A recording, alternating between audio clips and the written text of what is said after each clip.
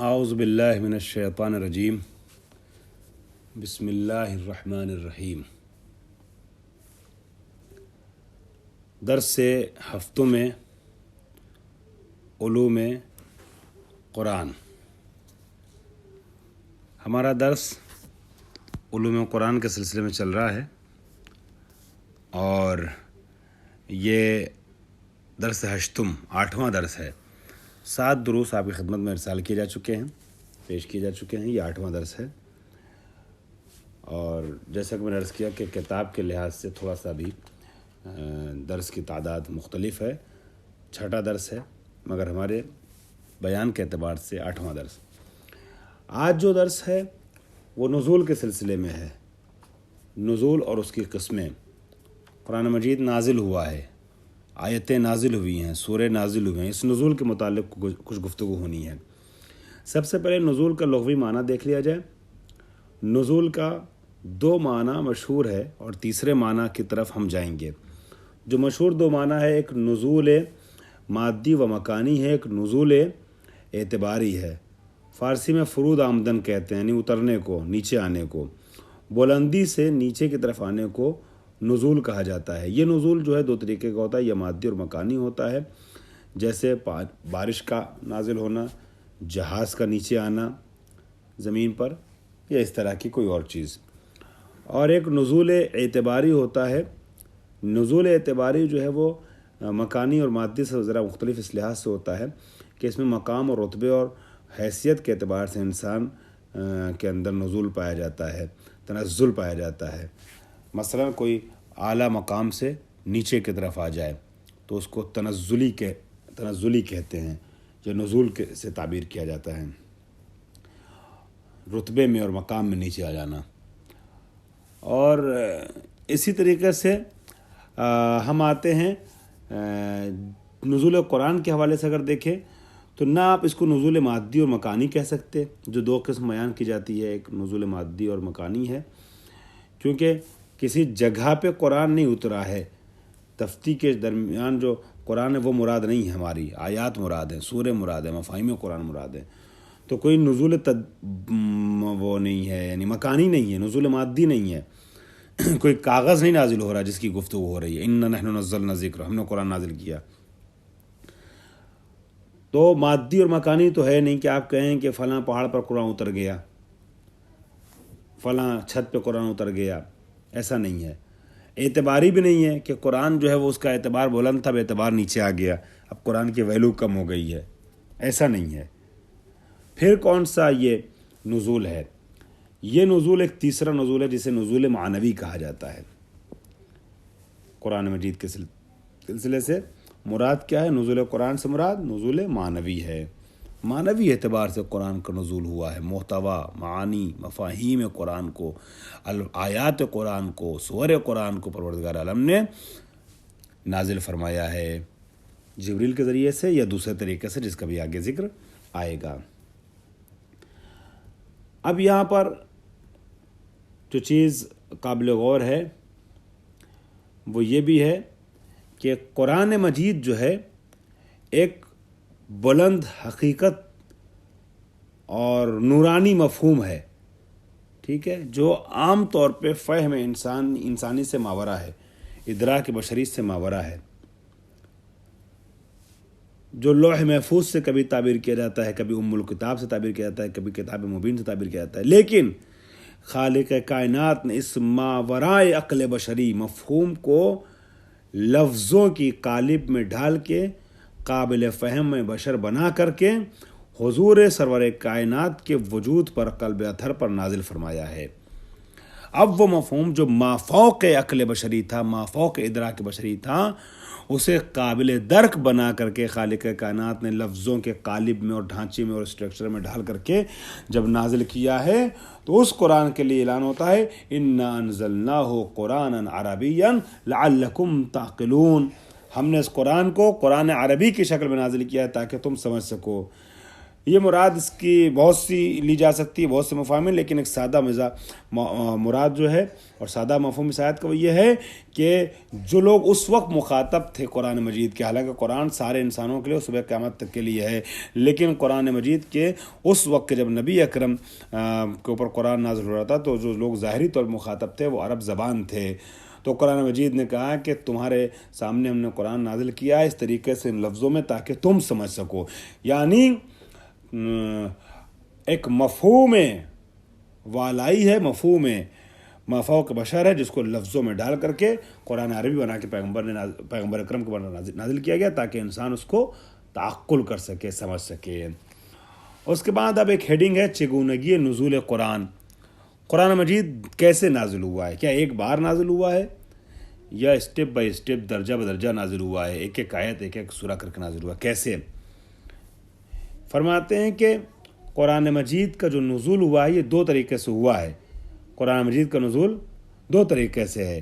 ایک نزول ایسا ہے کہ جس میں نزول تدریجی کہا جاتا ہے. قرآن مجید تدریجاً نازل ہوا ہے، مناسبتوں کے تحت نازل ہوا ہے. جیسے جیسے سوسائٹی میں، سماج میں، معاشرے میں، عرب میں، دنیا میں حالات نبی اکرم کے اطراف میں پیش آتے جا رہے تھے اور جیسی جیسی ضرورت تھی اس کے اعتبار سے آیتیں اترتی چلی جا رہی تھیں. یہ نزول جو ہے وہ ہم زمان تھا بعثت پیغمبر اکرم کے.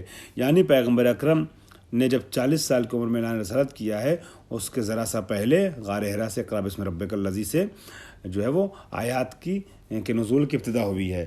اب جیسے جنگ ہوئی یا کوئی اور مسئلہ پیش آیا، شریعت کا کوئی اور مراحل پیش آئے، جیسے جیسے مراحل پیش آتے جاتے تھے آیت نازل ہوتی چلی جاتی تھی. یہ ہے نزول تدریجی.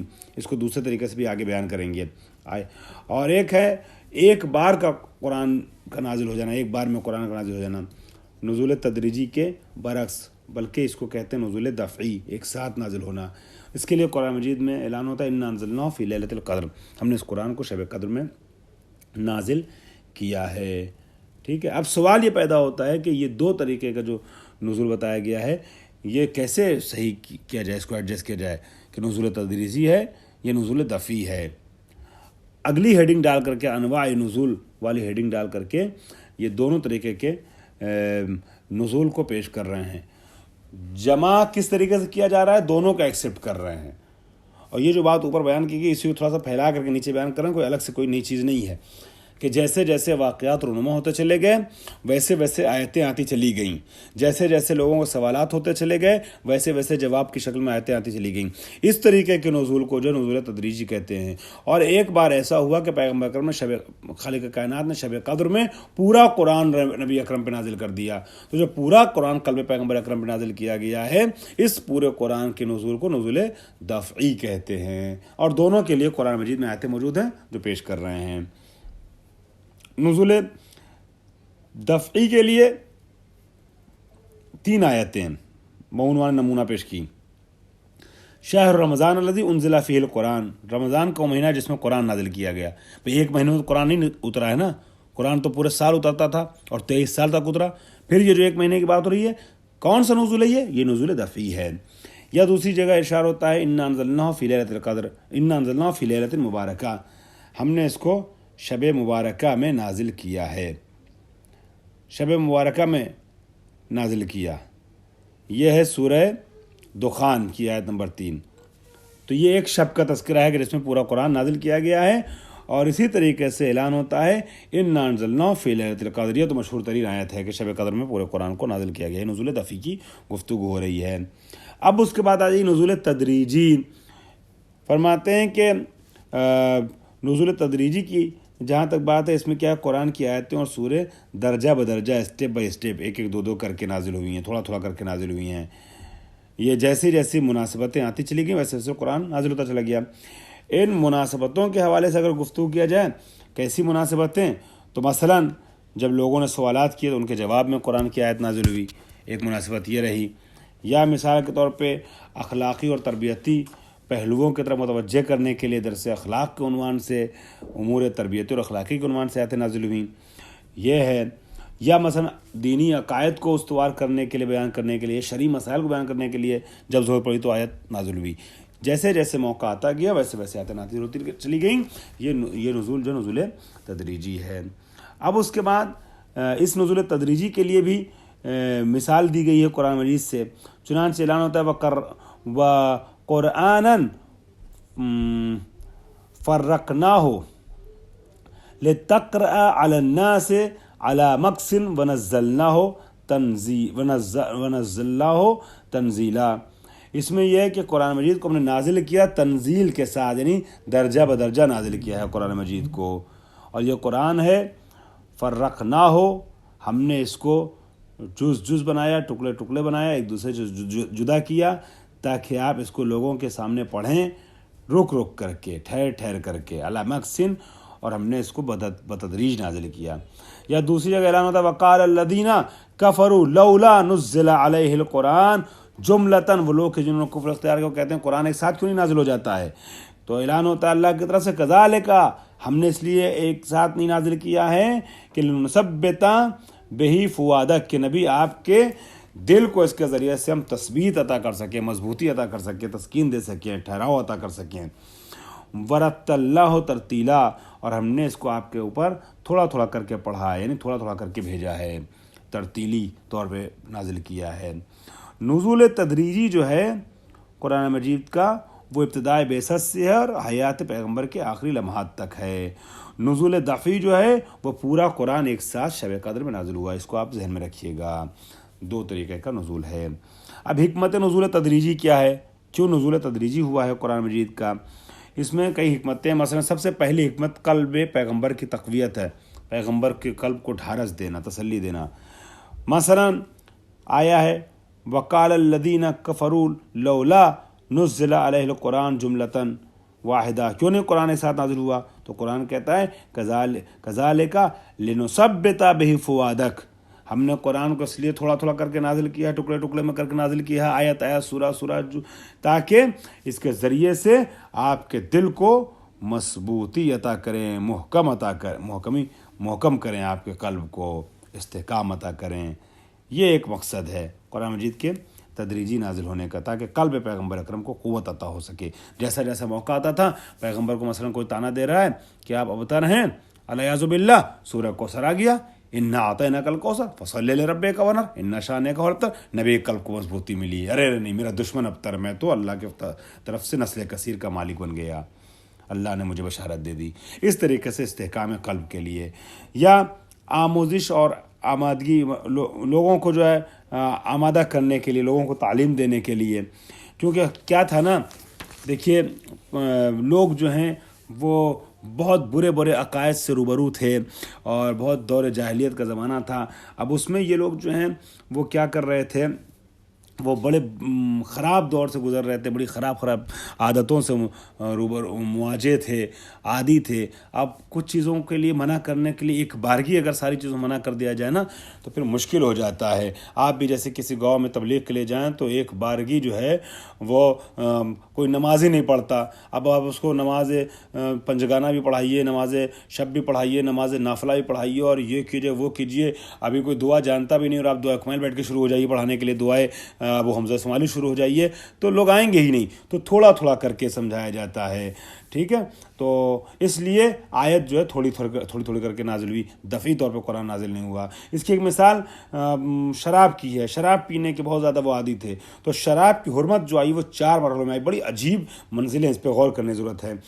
سب سے پہلے مرحلے میں یہ بتایا گیا ہے کہ شراب کے اندر جو ہے نا، وہ جو تم چیزیں لیتے ہو، مطلب کھجور کے درخت سے اور انگور کے درخت سے، اس میں 2 طریقے کی چیزیں، کچھ اچھی بھی ہیں کچھ بری بھی ہیں، کچھ مست کر دینے والی چیزیں ہیں اور کچھ اچھی غذائیں بھی ہیں.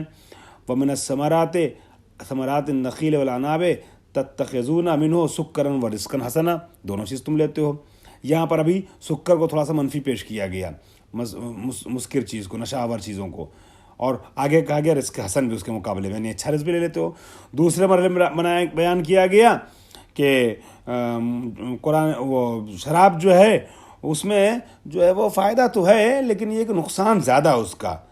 یہ کہا گیا کہ یسألونک عن الخمر، تم سے خمر کے بارے میں نبی سوال کرتے ہیں، کہہ دو قل فیہما اسم کبیر ومنافع للناس، بہت بڑا نقصان ہے اور لوگوں کو فائدے بھی ہیں، مگر اسمہما اکبر من نفعہما، گناہ اور نقصان وہ زیادہ بڑا ہے. 2 مرحلے اور بھی ہیں، اس کو اگلے درس میں انشاءاللہ بیان کرتا ہوں۔ واہ خدا ونا الحمدللہ رب العالمین۔